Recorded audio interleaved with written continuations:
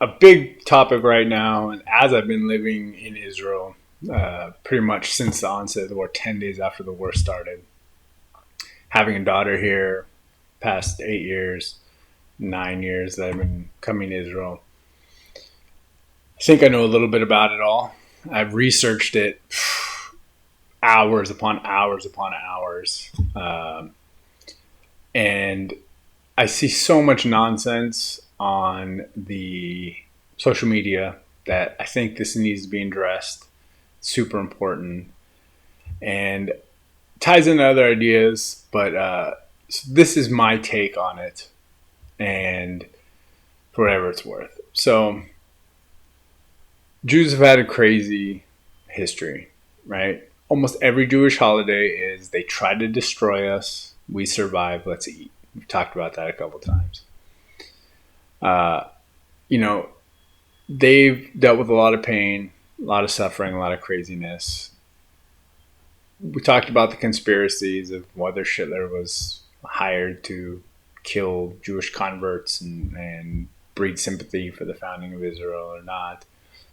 Seems like craziness, but you never know. Either way, there was a Holocaust. 6 million Jews died, maybe more. I believe that 100%. I've been, like I said, I've been to Auschwitz, and we had somebody who was in the camps in her family who hid Jews, and a Polish lady who hid Jews, and bless her soul, Pani Nikolska, was put in the camps when they got caught. She was locked up with everybody, and so it happened. My pretty sure. So in that horrible tragedy, Israel was founded, and the UN, the majority of countries, voted to give Jewish people their cultural land. This is Judea. Israel, Shmizrael, it's really Judea. Israel is like the name they took, which isn't even so accurate because the 12 tribes of Israel there's 10 tribes missing. This is really Judah, Binyamin, and Levi. The Jews, and now Dan. The Ethiopians are considered a tribe of Dan, right? They would come from Cush. So it's Judea, though. This land is traditionally Judea. The Romans, so if people don't know, the Romans used Philistine, the Palestinians, and Palestine, Philistia, as an insult, a slap in the face when the Jews kept rebelling against them, right? So there was like the Bar Kokhba. They thought, so in the time of Jesus, there was lots of false messiahs. I'm saying he was, and Christians get mad. I think he was probably at least Mashiach ben Yosef, something like what Kaduri said, Rabbi Kaduri said, because there's a lot of great teachings of love, and I think Jews just came from a time of baseless hatred, so the entire tradition is based in baseless hatred, and but when you really look at the teachings, it's mostly Torah and Tehillim and about loving people and not letting ego rule you, let love rule you. So I think there's a lot of good teachings there. But at the same time, in that time period, the Romans were trying to suppress these Jewish rebellions. There was the Bar Kokhba right after that Jesus' time. There was another guy that the Jews actually supported as the Messiah. They thought he was a Mashiach, named Bar Kokhba. Rabbi Akiva was said to him. Some people believe his students that died were because of that. There's other reasons. Nobody knows for sure, but supported him. And eventually they said, oh, no, he's not the one. But there was several. And it was a time of great persecution, and it really was hard for the Jews. Once they destroyed the temple, cast the Jews out, it was basically a way to spit in their face, like the land of their enemy. They started calling the land of Judea the land of their enemy.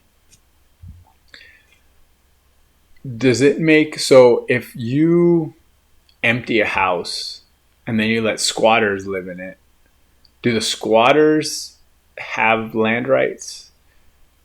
Or like, would the Native Americans ever not be the indigenous people of the land? I think that's a good comparison, right? There's all Americans now, and everybody from the world, pretty much. What I love most about America, it's like all the cultures of the world living together. But are they indigenous? Oh, they're born Americans, a lot of them, but they're the only indigenous people to the land itself are the Native Americans. It's the same with Judea. The only people really indigenous. I mean, we're talking, and they conquered their land too. People don't, Native Americans, some came out of the ground in their stories. They came from here or there, but they fought the like red-haired giants. And, nobody likes to talk about that one, but there was like giants and they fought for their lands too. So it starts to become a time thing, but Jews, this is their land, Judea. And they're the ones that made it famous. Even the mayor of Jerusalem, when they started saying, like, what would you think the Jews come home? They're like, well, they're the ones that made it famous. Like, this is their land, So they're given this land in 1948, come after World War II, right? And in 45, the UN in 47 agreed. And Jews, remember, the Christians are the ones that gave you this land back, not the Muslims. The Muslims have fought you on this. So when you spit on Christians, remember, for those ultra-Orthodox that do, it's not all small groups of these hardline, the equivalent of jihadis, basically, or the crazy, like, sects of Christianity. The guys beat themselves or whatever. It's these small groups. So again, love, remember. But that the Christians, the England and the Balfour Accord is what, determined in 47 to give Eretz Israel back to the Jews to have a land of their own.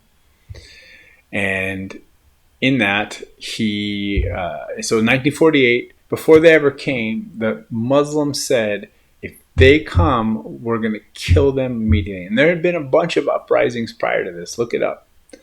In Hebron, different cities, there was massacres on Jews. And, not like 20 people here and there. I think there was one that was like 100. But there was conflict already prior to 1948, even dating back to the late 1800s. There was already beef because there were Jews living here.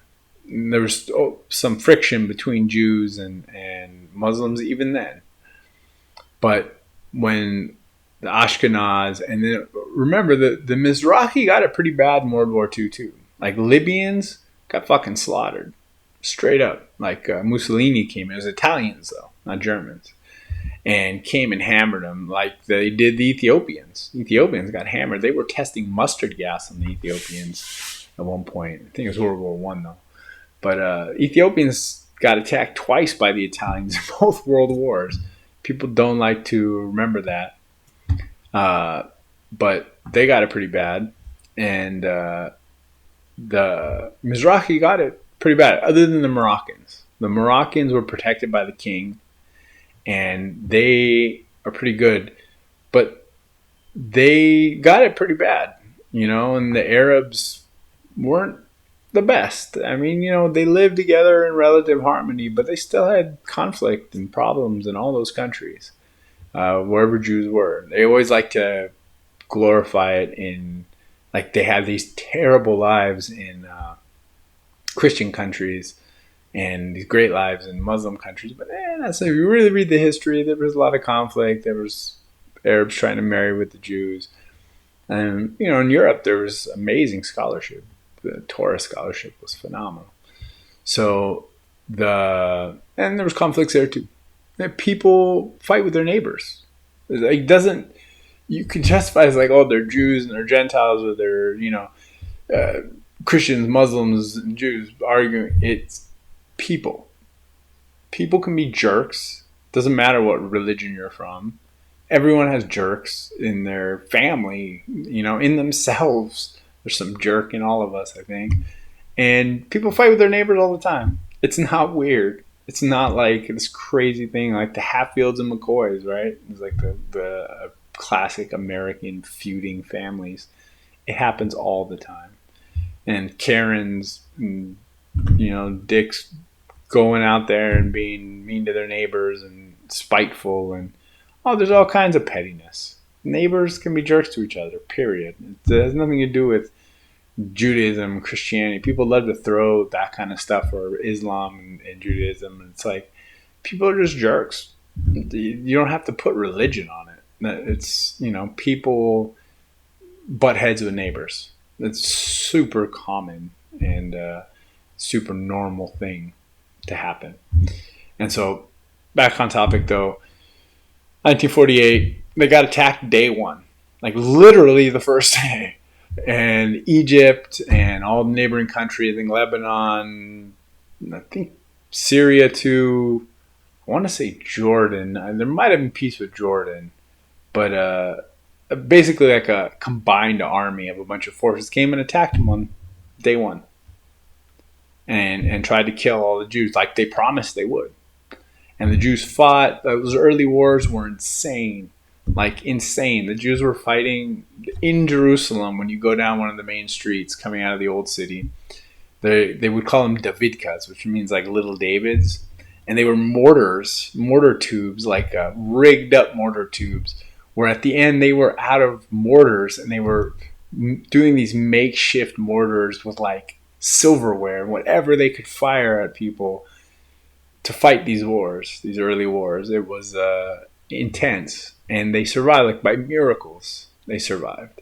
And this is my whole argument of why Muslims just need to bounce. Because it's like, if the divine didn't want them here, they would have been gone a long time ago. Just keep winning and winning, especially early on, through miracles. By like the most random chance, all odds stacked against them, should have lost time and time. And that's why Egypt has a peace treaty. So they came and they attacked, they fought, and kept seeing these miracles. And all right, you know what? We're done.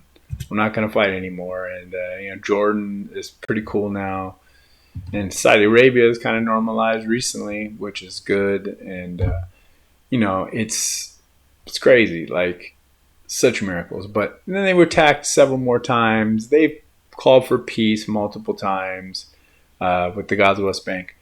As I remember reading it.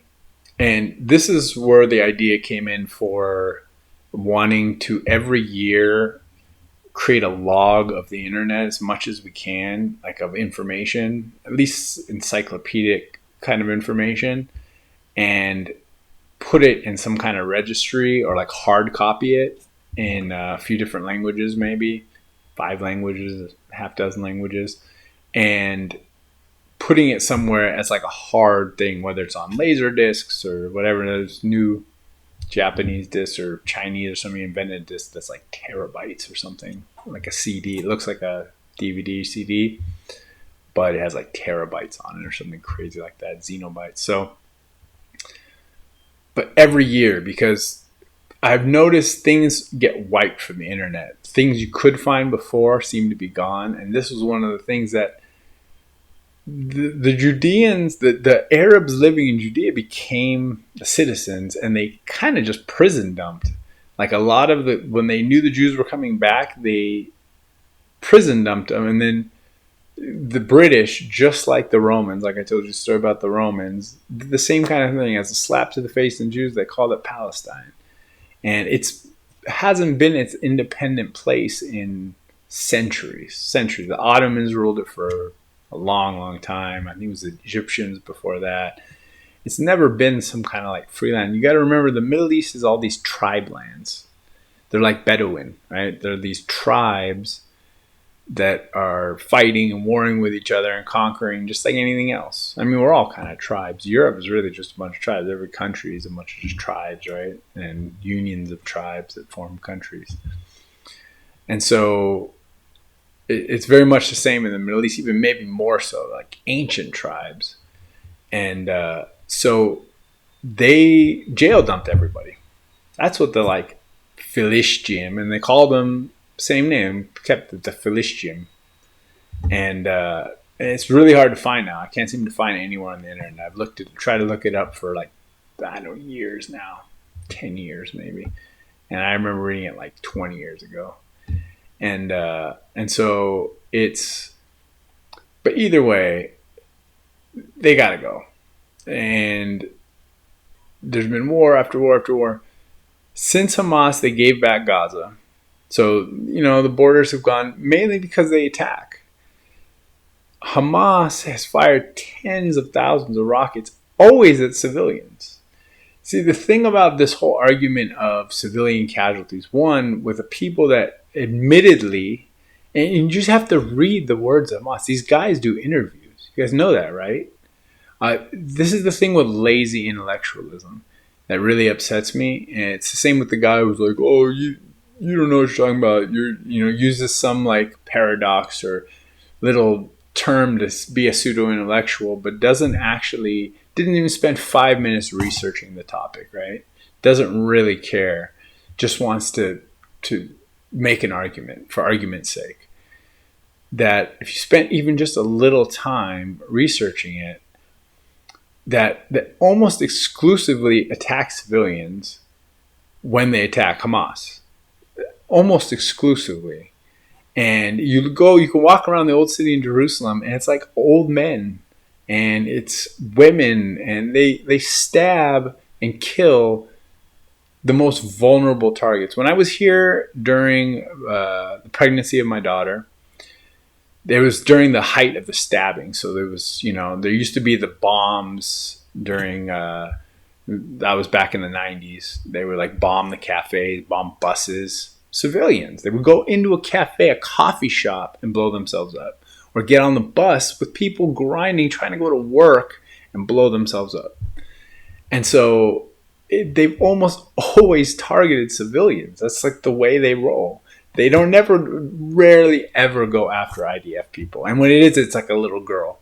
It's a little 18-year-old girl that they go and stab to death or shoot to death or blow up or whatever. It's always like women. But when I was here, like 9 years ago, height of the stabbings, I ended up going to Jerusalem during the height of the stabbings, a little sketch, but they stabbed a mother and a 10-month-old baby. A baby. A 10-month-old baby. Not even 5 months. It was like crazy. It was an under a year-old baby. They stabbed the mother and the baby got stabbed more than the mother did. That's crazy to me. And so that's the kind of ridiculousness that goes on. And then these guys, admittedly in their interviews, the Hamas guys talk about they like the women above the tunnels, right? So they built all these tunnels. They get $500 million a year, have never built any infrastructure, no electrical plants. Israel gives them an electrical plant. Israel offered to give them a free water desalination. Never took it. It was like, no, we don't want that. They build these tunnels. When I was working on the farm, so I'm a farmer, and some of the kids from the kibbutz, everyone got murdered. Actually, his family made it out okay. I had some buddies. The most bombed city is Sderot, and the guy who actually worked directly with me, lost his mom and his sister. Bless their souls. In this October 7th bombardment, when they shot, a bunch of rockets, tens of thousands of rockets too at Israel. And I think it was like as many as they've launched over the last I don't know, 5 years or something crazy. But I don't know exactly the numbers on that though, so don't quote me on that. But the buddy survived. He could hear the tunnels at night. So the guy living on the kibbutz that was right next to, and he would come to work on the farm with us, which is a different, it was a moshav. And he could hear the tunnels at night. They would drive motorcycles up and down them. He's like, yeah, they're building tunnels again. I had trouble sleeping last night. And so that's what they build, to attack, and then they pop out of the tunnels and kill people and jump back down into their tunnels. And so Israel got good at like flooding them and this and that. But you're talking about people who, in their interviews, say they like the women and children above because it protects them more in the tunnels. And use a woman. I saw an IDF, one of the first IDF, when I first got with religious Jews. I was at Rabbi's house, and these IDF guys came through, and they were just showing the rabbis some of the crazy footage, like, of Israel and stuff they had filmed. And they showed a Muslim dude with his wife in a chokehold with a pistol taking shots, popping off shots at the... I don't remember if he was popping off shots, but either way, he had his wife in a chokehold, using her as a literal bullet shield, with a pistol, though, for sure. And I walked up to the computer right then. I'm like, what is this? And they're like, dude, this guy we dealt with, and it was their unit or whatever. It's like, dude, we had to deal with this guy. This is like what we're dealing with. And they had one where a mother had hid C4 underneath the baby. So they showed the baby stroller. And then, they were searching, and the mother's making this big stink about it. Oh, this and that. And they pick up the baby, and right underneath the baby, lift the blanket, there's like a brick of C4 explosives. And that's what they're dealing with. And so they almost always targeted civilians, almost exclusively Hamas and Palestinians in general.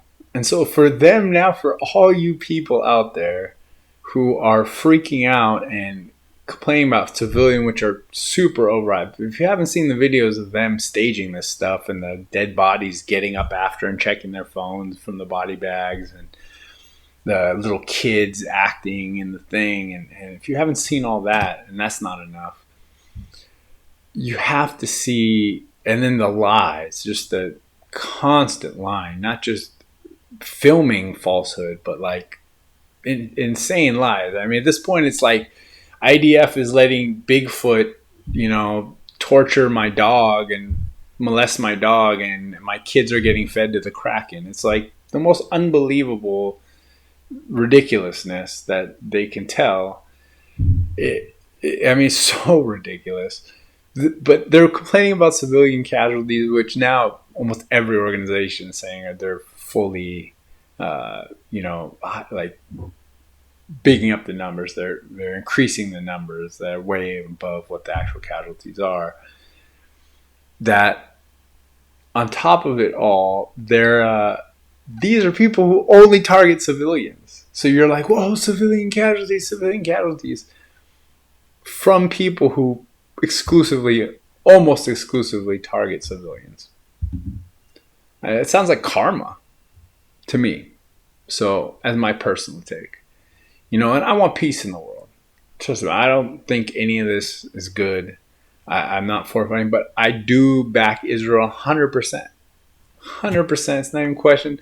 Beyond just my daughter, just from doing my own research, I would always back Israel on this 100%. In school, I was a bully smasher. I was a big guy and nice guy, and bullies like to come after me, it seemed like, because if they could beat me up, then I guess they'd make a name for themselves. But I had lived in Hawaii already and was fighting 6th grade Samoans when I was in 2nd. So it's like I smashed bullies. By the time I was already getting up there and towards junior high, I could smash a bully. And the rest of my life, pretty much, from, And I fought in kindergarten was my first fight. Older kids bullying me, And so that's the fight. I pushed him down, But I had an uncle who was like 9 years older than me. He was like my big brother, and pushing him and fighting with him made me, against kids my own age or even a few years older, 5 years older, was like, nothing. So I was already a strong little kid, but I can't stand bullies. I was a bully smasher. And Israel gets bullied all the time by these people. Always going after the weak too. The women, the old people, children, civilians. Almost never man up and actually fight the troops. They always go after civilians. And that's what you're supporting. Anyone who supports Hamas or any of this nonsense, supporting that. And so right now it's a little ugly, but I'm for bully smashing. I'm going to keep it real. One, I don't believe anything they say at this point, the Hamas end. I really don't. Is Israel honest about everything? No. Is any military honest about everything? No. Anyone on the planet? I mean, really? The military does all kinds of secret shit. Are they going to be totally? I think the IDF has to be extra transparent because of all these whiners and these crybabies and like organizations. There's so many real genocides going on, massacres around the globe, far worse than this. Far worse. Where are all the cameras? Where's all the like care? Why is it only with the Jews that people want to stop? It's a legitimate question, you know? Why is it just with the Jews that people care and want to watch with a microscope at every little thing? And did they do this? And did they do that? And are they allowing this and this and that? It's like you're fighting a terrorist group. It's not even like this is the Geneva Convention doesn't even apply to this because they aren't a standardized military. They refuse to wear like military gear. They dress like civilians. They hide in civilian places. They're pulling hostages out of civilian places. I was reading a story that admittedly, this guy was like a reporter for Al Jazeera or something. He was hiding hostages or a hostage in his house. His family was watching him, the hostage, while he would go to work and go take pictures. So you're dealing with people that are using civilians and hiding behind civilians, dressing like civilians and going into combat. They're not even a standardized army. There is no Geneva Convention for that. They have to follow certain rules in order to be considered an army for the rules to even apply. And they know that. That's why they do what they do. And then they cry for sympathy.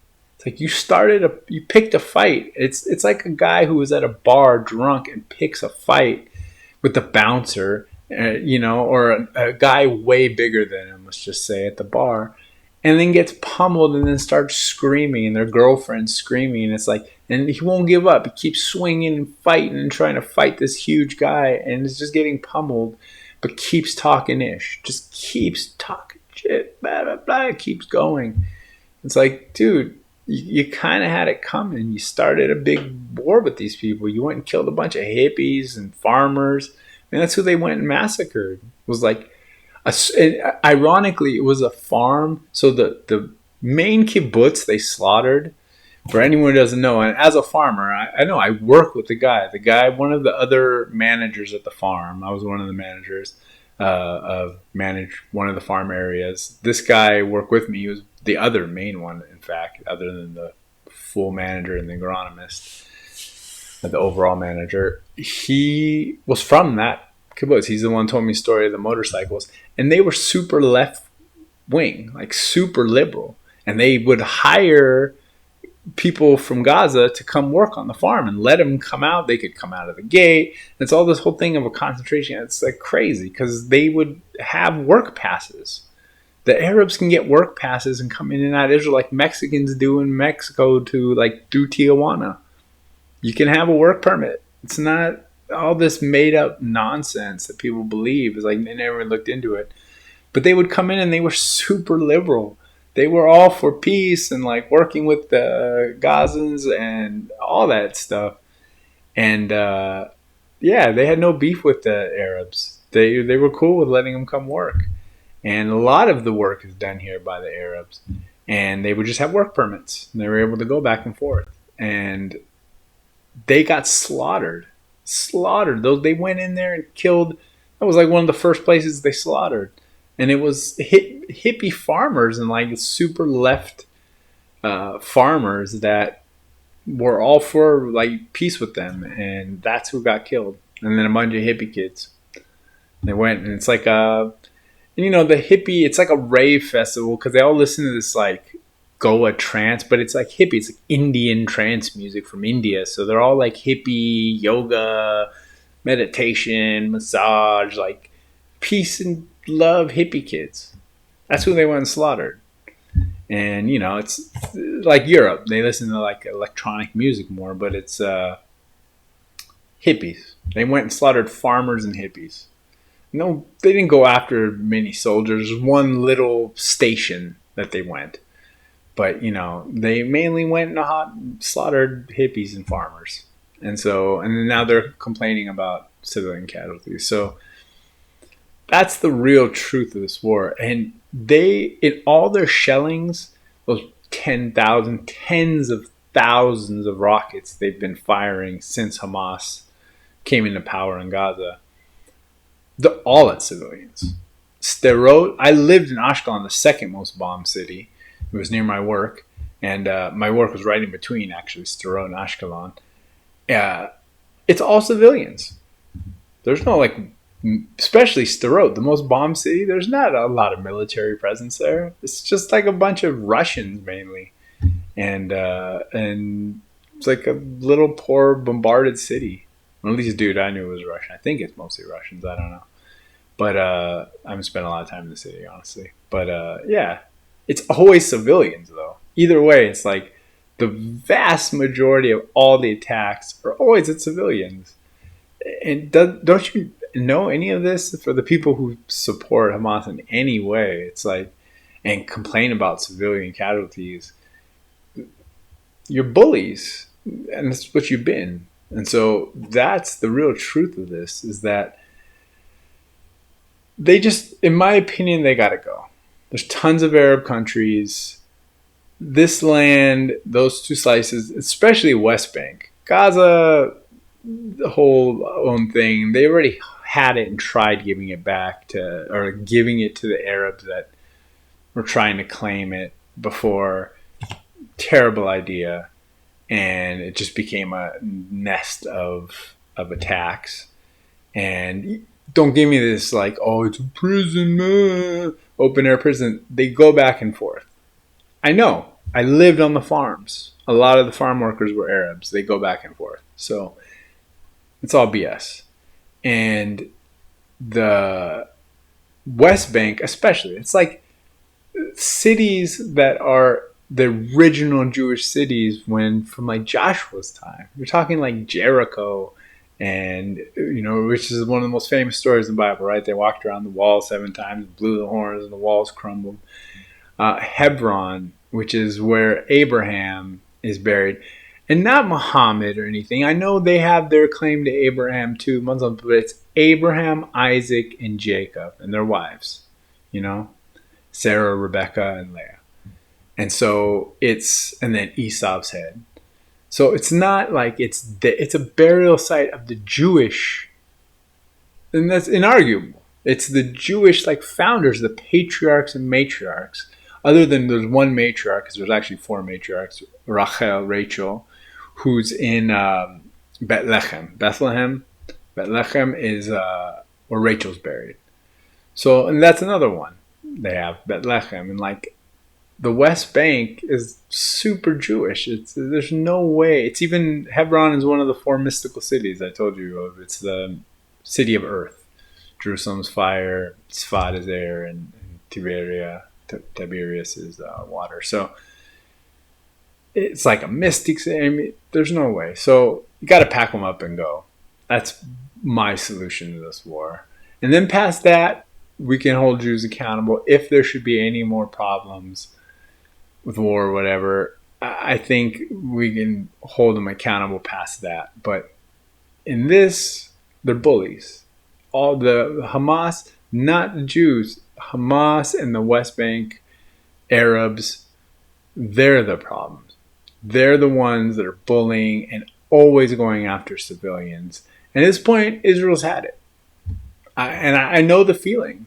I was bullied, especially in Hawaii and stuff, where it was like, they don't know me. They just want to hurt me and come after me because of how I look or I'm different. And so at that point, and same, even in Long Beach, it was a lot of guys just wanted to jack you. They were busting from the hood, and they just wanted to jack the white kids for lunch money or clothes or shoes or whatever. And I can't stand bullies. I'm a bully smasher, and I get this. At this point, they have been because of why these hateful and everyone hating Jews, they just feel like they need to hold back. And at this point, they're just going in there and they're hammering, and good for them. It's about time. As a bully smasher, I'm like, finally, good. Go handle these people, man.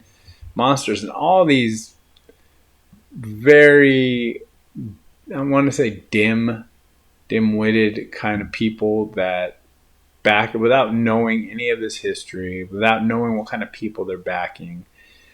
It sucks that there's kids there. It sucks. Arabs breed fast, man. They have lots of kids, lots of wives, lots of kids.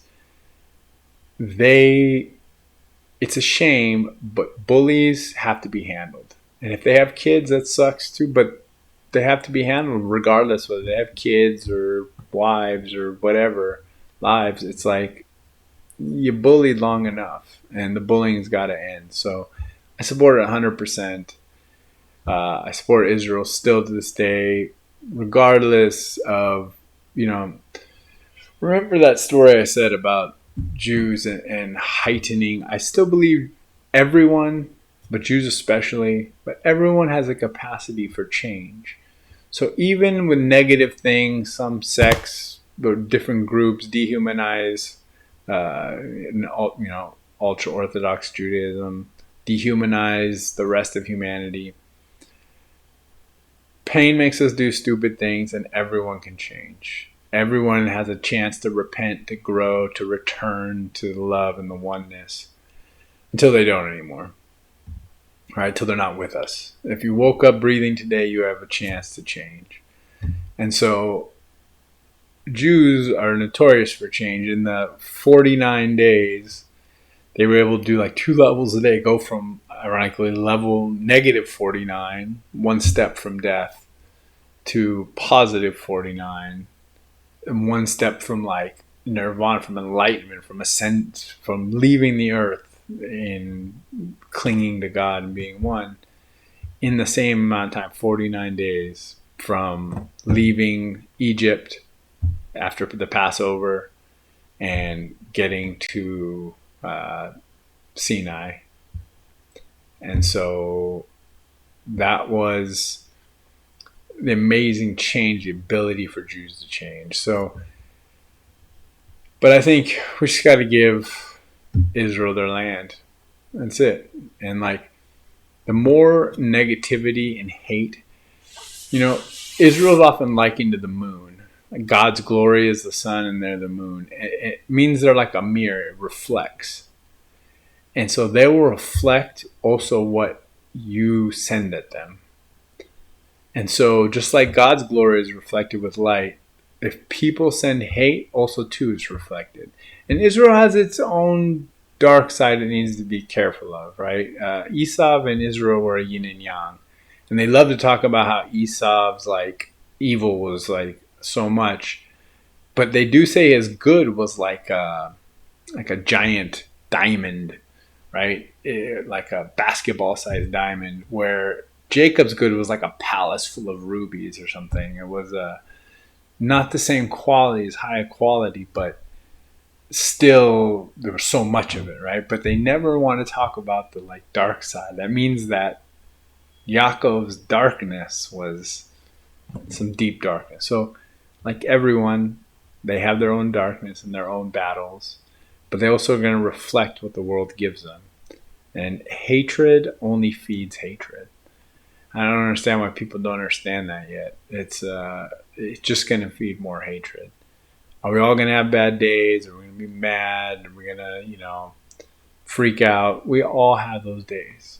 Of course. Jews do too. Everybody on the planet does. But we have to learn to love. And there's obviously a lot of Jewish hatred in this world. Just from this, if this isn't evidence to people of how much Jewish hatred is in the world, I don't know what is. Because why don't we care about Africans or like all these other genocides? There's so many real genocides going on.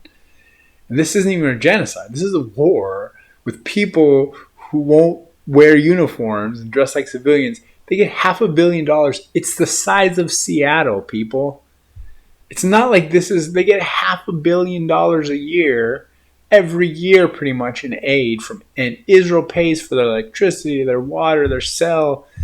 And then on top of it, and they get foreign aid from America, from places, Europe.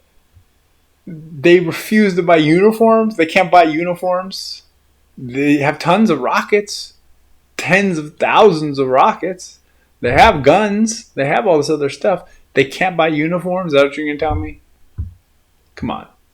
So they're obviously fighting, wanting to look like civilians. You know, this whole thing of them having rocks, what are you talking about? They have guns. They have rockets. They shoot rockets at Israel constantly. Yeah, they might not have tanks and attack helicopters and stuff like that, but they have guns. They have rockets. They can't throw on a uniform and fight like real men. No, they want that. They want civilian casualties. And that's the kind of people Israel is dealing with. So if you don't see that, it's just sad. And, you know, unfortunately, you're not thinkers, I think, a lot of you. And it's okay. You know, I'm sure you're great artists and you have other great capacities for those who really want to support Hamas. Or you're just anti-Semitic. I mean, if you're a thinker and you're willing to look past this stuff, then there's probably something inside your heart to look at. But I don't like bullies. And I'm glad for Israel actually standing up and for getting after it, because nobody should have to be bullied. Nobody. And I'm all for them handling this. And I think personally they shouldn't stop till everybody's out. And so if Arabs, if you really cared about your Arab people, you just got to get them out. I mean, obviously they've caused problems. You look historically everywhere, the people from the Arabs from the West Bank or from Gaza, they're not Philistines. They're not Philistine. The Philistine were dead with like Goliath's age. Not quite Goliath, but like, you know, those were the Philistines, the real Philistines. Most people say they were Greek or Turkish. They were foreigners. It literally meant foreigner. They were like a boat people that sailed to the coast. They weren't even from the area originally, which is the most ironic thing. It's literally where they meant foreigner for people that weren't from Canaan originally, or like Semitic people at all. But so the Arabs in the West Bank and Gaza is a better description of them. They just need to go to Arab countries. There's tons of space. You probably need to give them some kind of counseling and re-education, because they go and start fights with the other Arabs. You got to remember, this is a tribal place. One of my closest friends is Lebanese, and I think his dad was actually born in Haifa though, but they're like Lebanese. He says the best way to describe the Middle East. He always rolls around saying you just got to nuke the Middle East. And I laugh and I'm like, that's what the old people used to say. And he's like, they're right. But, which is extreme. I'm obviously not for that. But he always has the best expression. He says, it's old grudges with modern weapons. And it's pretty like nail on the head right there. It's like hammer hitting the nail right on the head. It's old grudges, modern weapons. These are like tribal conflicts. These people, they like to fight, and they fight with each other a lot. When I was staying in Jerusalem, there's a great, actually, I stay in the Arab side, right at the Damascus gate, which goes into the Arab quarter, because there's like a super cheap hostel right there overlooking the gate. And the guy who works there, it's one of the coolest guys I ever met. He's Arab, and he lived in America, though, for a long time. Like, was raised in, I want to say New Orleans, Louisiana, somewhere. Super cool guy. But when I first stayed there the very first time, there's all these fights happening. And like there was these two Arab families that came with like the grandparents, great grandparents were beating each other with canes. It was like 30-on-30 gang fight of these two huge families just fighting in the street. And the cab drivers would always be fighting, trying to get fares to go to Tel Aviv or whatever, which is a big fare for them. So they would fight, like basically come to almost blows like 3 times. I'd be out smoking cigarettes with all the other people at the hostel. And I met so many cool people. It was a great time. And the cab drivers would almost always be fighting with each other. And so I was hearing all these crazy stories. And they fight with the Jews too. Some Orthodox Jews walked through and got in a big fight with them. And all kinds of stories of fights. And he was who's an Arab right there, and he's like, Arabs just love to fight. They love it. It's just part of their culture. And so, that's from his own words. His own words. But it would seem like that. It's old grudges, modern weapons. A lot of tribal conflict, right? It's a lot of these tribes that fight. The Arabs from Gaza and West Bank, everywhere they kind of do go, countries try to take them in. They cause them tons of problems. Tribal conflict, basically, and fights. And so if you got to do some kind of like counseling, therapy, re-education kind of things, there's plenty of money. The advent of cars and using gasoline, industrial fuel, U.S. Standard Oil has made people already have old wealth from the Silk Road days. Now super rich. There's tons of money in the Middle East. And look at all these big projects they're doing. Somebody can open up their arms and take in, these communities and let Israel expand and be in their natural borders. In this age of Mashiach, they're never going to be past the Jordan River. Anyway, all the tribe lands that were Menashe and west of the Jordan was only in that time. I'm pretty sure it says in the Torah that it won't be in the next times if this is Mashiach times, but it's those need to go. So it's a long one, but that's more or less the history, and that's the real history. And I don't want conflict, but Israel doesn't deserve to be bullied. They've been threatened since day one, and no, they didn't. These people didn't want to make room, and there's enough land, and they cultivated a lot of this land. It's it was a lot of it was barren, and they came and swampy in places, and they came and they turned it into the second biggest agricultural producer per square kilometer to Holland. The only country per square kilometer that produces more farming, like produce and agriculture, is Holland. And they have great farmers down here. They have some of the best agronomists in the world. I thought about actually going back to the school here. There's even an American program, English program for agronomy. They're sought after everywhere in the world. They're some of the best growers in the world in everything. They produce crazy. I used to bring home, farm I worked on next door, there was oranges. And the guy would let us come take oranges every day. I'd bring home 2 every day and give one to my daughter when she was just a baby, and we eat them together after work. And man, tons of great produce here. Produce, mwah, the veggies, amazing farmers. And they put in the blood, sweat, and tears, man. And some of those kids, they're like grandparents or original founders I work with from the Moshav and the Kibbutzim and Moshavim and Kibbutzim, and you see that work ethic, man, farmers' work ethic, man. We would grind together and put in the hours. Few of us, we turned a crew of 6. It was 8 at one point, I think, but when I got there, it was 6 guys. We got it down to 3 of us doing it in half the time. Of just going and grinding, maximizing effort and efficiency and grinding. So, man, it's Israel is Israel. It's Judea, and I think it belongs to the Jews. And I don't care what your Jewish hatred is. The Arabs can go anywhere. There's everywhere. It's everywhere. It's like being at a beach with miles of beach, and then somebody coming and sitting right down at you and then talking shit why are you here? Why are you on my beach? Why are you on my beach? And there's tons of beach. You can go anywhere. Just leave them alone. That's the bullying. They're the ones not accepting. It's not the Jews not accepting the Arabs. It's the Arabs not accepting the Jews, the West Bank and Gaza Arabs. And so they just need to go, man. There's 2 million Arabs that live that are Israeli citizens with the full burqas and way more than just the hijabs. There's the ones that, the Bedouin style with just their eyes. It's this much. Everything's black and then they just got their eyes. There's like a little line in the middle of some of them. And that's it, man.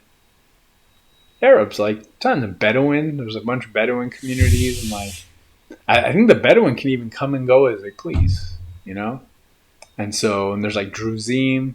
Love the Druzim. I was neighbors with the Druze guy, and so there's lots of like tribes here, and there's lots of Arabs here. And apartheid, schmartheid. It's the reason they have to set up like Hebron separate roads is because the Arabs want to kill the Jews all the time. They're willing to attack them, you know. And so it's just ridiculous. The whole falsehood to the lies, and I talked about that. That's one of my biggest beefs with Islam in general. The taqiyya, with the I know it's a Shia tradition that's now spread. It seems like all of Islam, especially with this thing, unacceptable. You're gonna call yourself people of God, you have to be honest. In my opinion, God is a God of truth. Universe, light is truth. And if you're not, if you're lying and knowingly lying, then you're not living in light. And so that I'm calling it right now on that. So anyway, that's it. So you know what? I wish everyone peace. Peace through doing the right thing. I think Israel is right now to stand up to bullies. And I wish them peace in the long run. And I wish these Arabs who have this insane notion that they need to fight against Israel for the real reason we talked about in the Islamic videos, really has more to do with the Messiah and God's will, thinking they can decide what God's will is. The peace to go and find peace somewhere else and to stop this endless madness of trying to do God's will to destroy or like push out Jews because it's not their time yet. Your book says this is their land. They're coming back eventually. Who are you to say that this is not the time? And I wish all the world peace. Let's get away from these tribal conflicts. Let's get away from old grudges. Let's have a renewal of forgiveness. I had the idea for Forgiveness Day. Let's have a Forgiveness Day every year, and maybe a big forgiveness decade. Every 10 years we do like a big giant day of forgiveness. But let's have a Forgiveness Day every year. Let's let go of old grudges. Let's stop hating one another. Let's please find some peace. I wish peace on the world. But Israel's right. If people are going to attack you, you have to fight back, right? We talked about that. Michael might be love. Michael Hamalach, Michael the angel. He was chesed, he was loving kindness, but the greatest warrior. And so if someone's going to attack you, going to bully you, you got to smash them. And so I wish peace of mind for Israel, that what they're doing is right. And then peace in the long run, and peace for the world. May it finally be 1,000 years of peace. That's what I want more than anything. That's, Mashiach, whatever it is. I want to see peace. I want to see the big party. I want to see us all get along. We can express our warriorship in video games, in combat sports combat, other ways, healthy ways, than killing each other for real. Like, we don't need this war in the world. So, but Israel should finish what they're started, and I'm back them 100%. And if you're supporting the bullies, if you're supporting Hamas, if you support any of these people, any of them really, you're supporting the bullies. Yeah, Israel is not bullying anybody. They are surviving, and they've had it. They've snapped. I feel like this is the one that they finally is like the straw that broke the camel's back, and they just snapped.